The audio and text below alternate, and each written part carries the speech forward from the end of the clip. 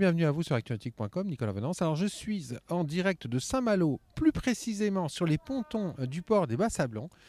Derrière moi des targas, devant moi, vous ne le voyez pas, derrière vous, d'autres targas. Je vous propose de rejoindre tout de suite François Blossier. François Blossier, c'est le directeur de la SNIP, l'importateur des targas, puisque sur cette route du Rhum 2018, Targa va engager pas moins de 8 bateaux qui vont sécuriser le départ de la course. François, bonjour. Bonjour Nicolas.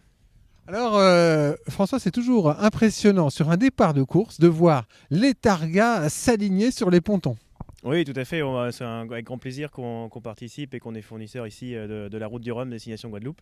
Et on est aussi des passionnés avant tout, des voileux également. Et donc, ça nous fait plaisir d'être présents ici. Alors, le partenariat de SNIP et de Targa avec les grandes courses, c'est quelque chose qui dure depuis maintenant des années. Oui, ça fait moi une dizaine d'années, donc je suis dans la société et je suis un peu à l'initiative de ça. Et ça fait 10 ans, effectivement. On a commencé sur des petites courses, que ce soit à Deauville, au Havre. On a également fait donc, des courses après la Solitaire du Figaro, la Normandie Sailing Week. Et de fil en aiguille, on a fait des courses comme la Transat Jacques Vabre. Maintenant, ça va faire 3 ou 4 éditions, Transat Jacques Vabre. La Volvo Ocean Race lors de l'étape à Lorient. Et bien évidemment, la Route du Rhum ici pour la deuxième fois. C'est quoi en commun entre l'ADN des targas et puis la course à la voile?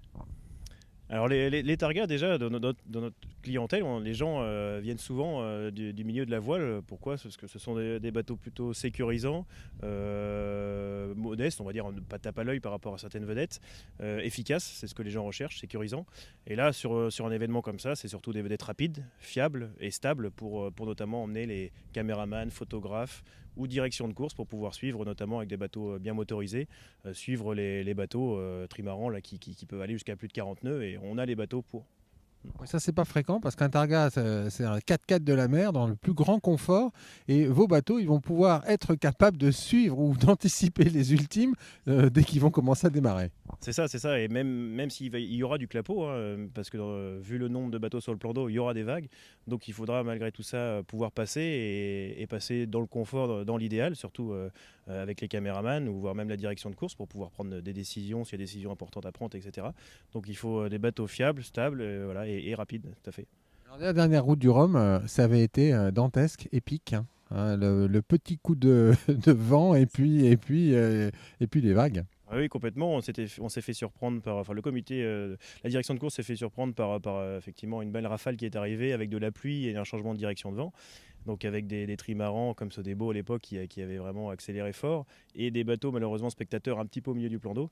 Donc il a fallu avec les targas aller au devant de tout ça et faire un peu la police pour éviter toute collision. Donc ça avait été un peu sport, mais tout s'était bien passé et fini. Et, voilà, tout le monde était ravis au final à la fin.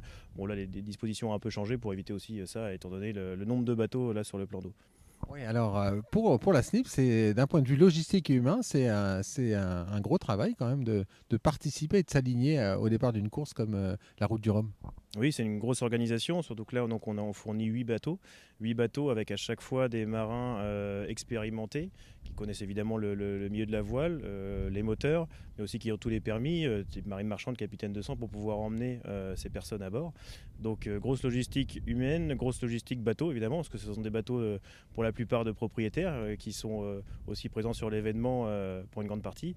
Et qui nous prêtent vraiment, et on les remercie de nous prêter ces bateaux. Et donc il faut aller aussi les chercher. Alors il y en a certains qui viennent de Bretagne, de Normandie, d'autres un peu plus loin. Donc beaucoup de logistique, de convoyage, bateaux, voitures aussi.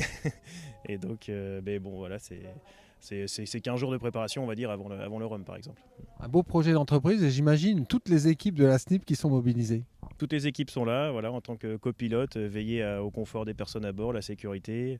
Et en plus, voilà, c'est aussi quelque chose qui nous plaît et qui permet de fédérer tout le monde voilà, sur un événement comme ça. Donc on est ravis d'y participer. Beaucoup de passion. Beaucoup de passion et voilà, avec plaisir. Et une équipe de l'organisation aussi qui est vraiment super là, sur la route du Rhum. Et je pense qu'il y a une confiance mutuelle qui s'est installée depuis plusieurs éditions et plusieurs événements. Et voilà, pourvu que ça continue.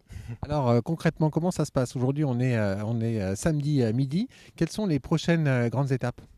Les grandes étapes pour nous, ça va être donc un gros briefing sécurité avec l'organisation cet après-midi et tous les pilotes pour vraiment avoir toutes les consignes.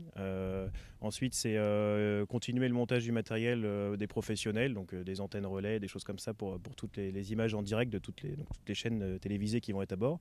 Ensuite, sortir pour tester les antennes, le matériel. Et derrière, un petit pot avec nos clients pour les remercier ce soir. Et une bonne nuit pour bien préparer donc, le départ demain entre 10h30 et 11h ici. Donc là, il va y avoir un peu de travail. Un peu de travail en perspective, et on n'arrête pas depuis hier. Oui. Merci beaucoup François. Je vous en prie, merci Nicolas. Voilà, on aura compris que les targas sont mobilisés pour faire en sorte que ce départ de Route du Rhum se passe parfaitement bien d'un point de vue sécurité décidément. Et c'est sur les images des targas qui sont sur les pontons derrière moi que je vais vous quitter. À très bientôt sur actunautique.com.